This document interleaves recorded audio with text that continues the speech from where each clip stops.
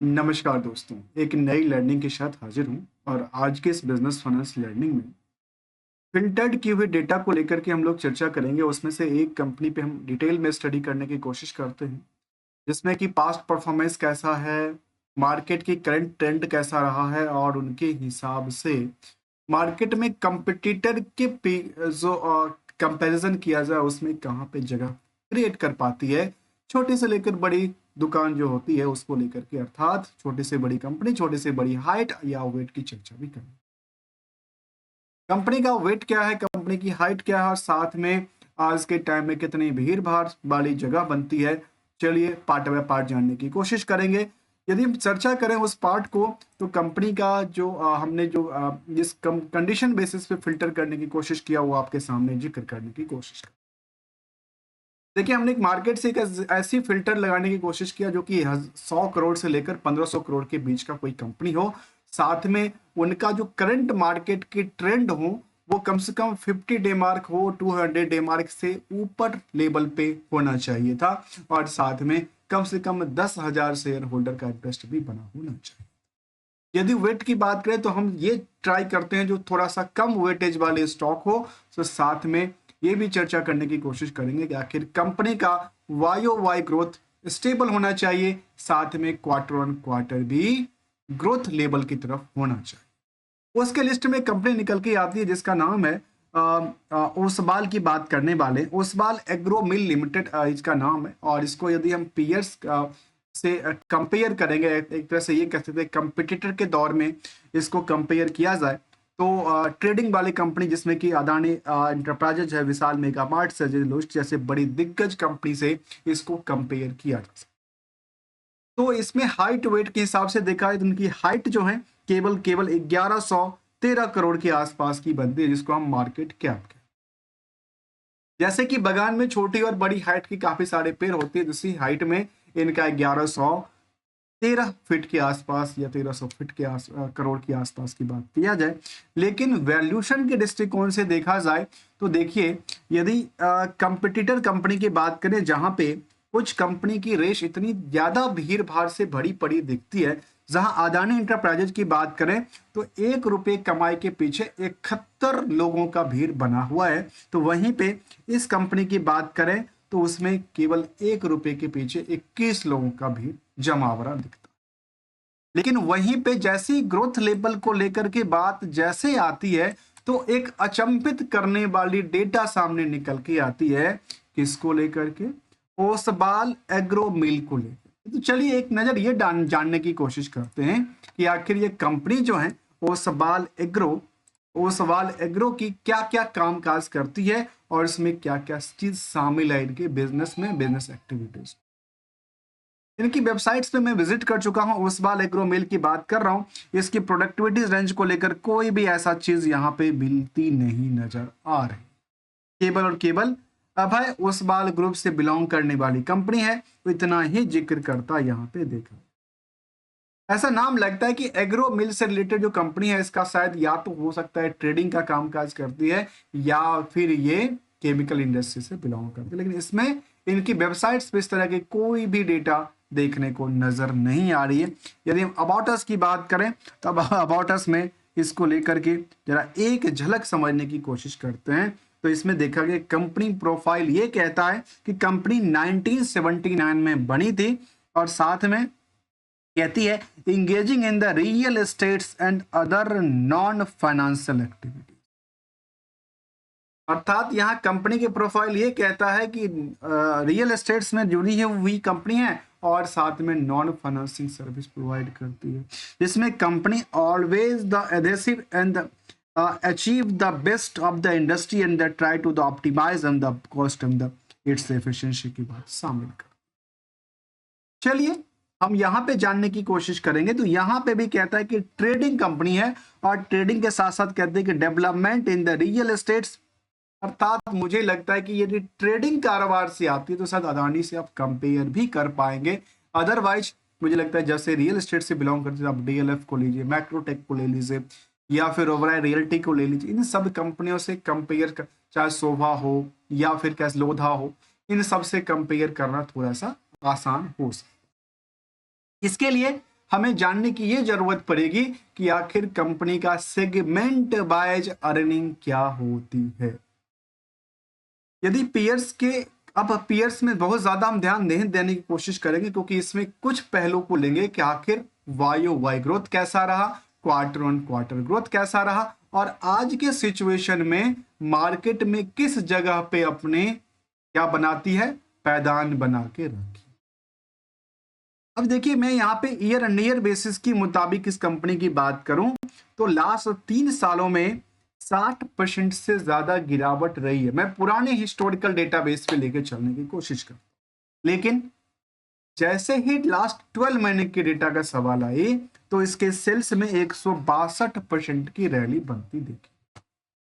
तो दूसरी तरफ प्रॉफिट की बात किया जाए तो लास्ट 3 सालों में 42% की डिक्लाइन रेशियो था, तो वहां लास्ट TTM के मुताबिक देखा जाए तो 322% की रैली क्रिएट कर।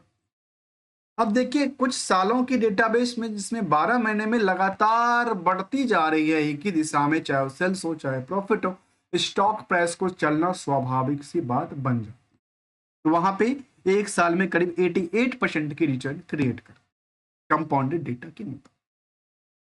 अब सवाल यह है, जो कंपनी ने सेल्स भी बुक किया, प्रॉफिट भी दर्ज किया, जो कि 300% से ज्यादा की बात कहती है, तो क्या इनके लिए डेटर्स डे को जानना जरूरी है या नहीं है। इसीलिए कहते हैं जो रिस्क फैक्टर क्या है। कई बार तो हम लोग रिस्क फैक्टर को लेकर के ये भी चर्चा करने की कोशिश करते हैं कि आखिर नंबर ऑफ डे में परसेंटेज ऑफ कितना रहता है फ्रॉम द सेल्स के अकॉर्डिंग, तो कई बार प्रॉफिट के अकॉर्डिंग डेटर्स नंबर, डेटर्स जिसको हम ट्रेड रिसीवेबल की श्रेणी में मिलती है। यदि यहाँ पे चर्चा करते हैं इसको पीयर्स के कंपैरिजन में, तो देखा जाए जो यहाँ पे अदानी एंटरप्राइजेज हो, विशाल मेगा मार्ट्स हो, जैसे दिग्गज कंपनी में कुछ ना कुछ कमी थी तो कुछ ना कुछ रेशियोज में ग्रोथ लेवल थी। जहाँ पे अदानी की बात करें, इसमें डिक्लाइनिंग रेशियो लगातार बनती देखी गई। कहाँ पे, चाहे YoY हो चाहे क्वार्टर, कुछ ना कुछ निगेटिव इंपैक्ट डाल रही थी। तो वहीं पे इस कंपनी के सोचिए 14,000% की ग्रो करती है इन द YoY को लेकर के, तो वहीं पे 17,250% की ग्रो करती है केबल और केबल सेल्स में in the quarter on quarter. अर्थात पिछले पीरियड के मुकाबले धीरे धीरे करके ग्रोइंग इस फील्ड में मिलता देखा। यदि हम रिस्पेक्टिवली प्रॉफिट बात करें तो प्रॉफिट भी YoY में 25,900% की रैली क्रिएट करती है, तो वहीं पे क्वार्टर ऑन क्वार्टर भी करीब 2,040% ग्रो। चर्चा यदि उन बात को लेकर देखा जाए मार्केट के ट्रेंड में कहां पे अपनी जगह क्रिएट करती है, तो पता चलता है कि इनकी 52 वीक के हाई के अकॉर्डिंगली जो ट्रेंड रहा मार्केट में वो 12% ही गिरा हुआ है, जबकि FI और DI की गेमबाजी के चक्कर में आम रिटेलरों का कितना नुकसान हुआ। तो ऐसा लगता है कि इस कंपनी में FI DI की कोई बहुत बड़ी भूमिका नहीं होगी। इसलिए कह रहा हूं क्योंकि हमने काफी सारी कंपनी स्टडी किया, जो कंपनी मार्केट में गिरी नहीं, स्थिरता से बनी हुई है, उसमें FI और DI की बहुत ज्यादा ताकतवर और क्या थी, फाइटिंग नहीं चल रही। इस फाइटिंग के दौरान की बात करें तो मार्केट में बॉटम से 100% उछाल क्रिएट कर चुका है, और यदि इनकी टर्नओवर की ही बात करें तो टर्नओवर केवल और केवल 64 करोड़ रुपया था।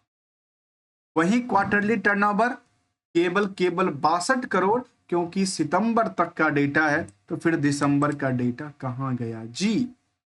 यहाँ पे दिसंबर का डेटा कहां गया जी, इसका मतलब है जो कंपनी ने अपनी कंप्लायंस को सही से यूज नहीं किया है और सही से उपयोग इंफॉर्मेशन नहीं दिया है।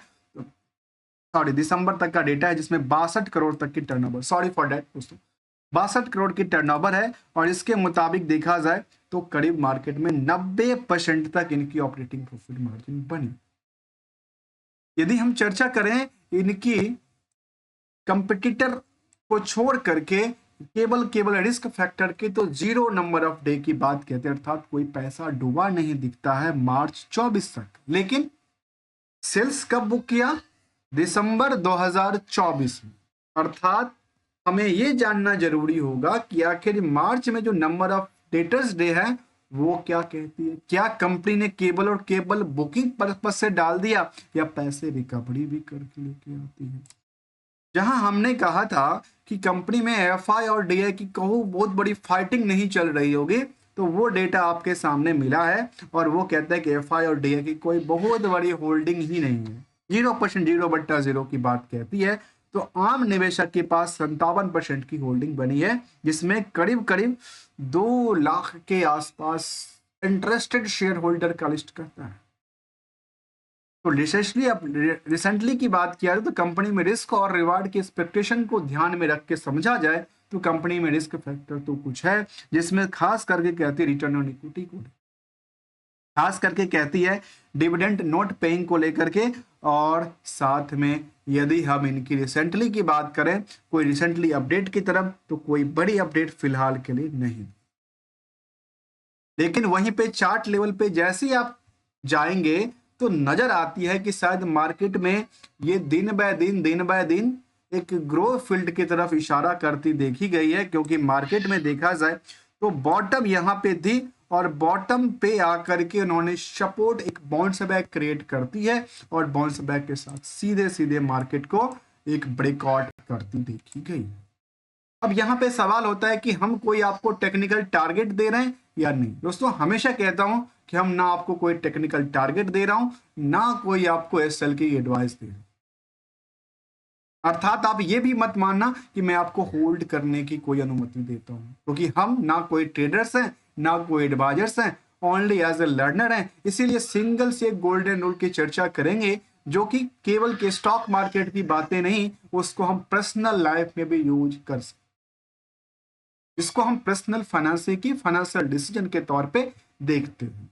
कहता है गोल्डन रूल दोस्तों, कहता है कि दिखती हुई प्रॉफिट को कट करने की जरूरत होती है, तभी तो आप 2 पैसे की कमाई कर पाए। और कुछ ऐसे सामान को घर बिल्कुल ना लाएं या स्टोर करके बिल्कुल ना रखें, चाहे आपकी पोर्टफोलियो हो, चाहे आपकी घर का रखा हुआ रेफ्रिजरेटर ही क्यों ना हो, जिसका वैल्यूशन में कमी आ जाए, जिनकी कल के डेट में कुछ ऐसी सिचुएशन हो जाए जो आपके लिए बेनिफिट ना बने।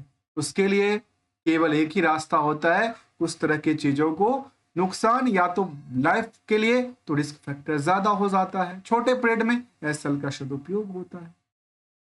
क्योंकि हम आपको कहते हैं केवल गोल्डन रूल के सहारे यदि हम फाइनेंशियल पोर्टफोलियो की फाइनेंशियल डिसीजन लेते रहे तो शायद मार्केट में स्टेबल भी रह सकते हैं। यहाँ पे फिलहाल हमने देखा इनके रिस्क फैक्टर के मुताबिक जो है एक्सपेक्टेशन ज्यादा है, और कई बार हम ये भी कहते हैं जो past performance is the not future predictions, क्योंकि पैसा ही सब कुछ है, secure shape for the future tomorrow. मिलेंगे कुछ नई स्टडी के साथ, न्यू कंपनी के साथ, तब तक के लिए विदाउट कोई ट्रेडिंग एडवाइजरी और नोट को लेकर के यहाँ पे केवल और केवल देखा जाए तो मार्केट कैप के हिसाब से 1113 करोड़ की मार्केट कैप थी।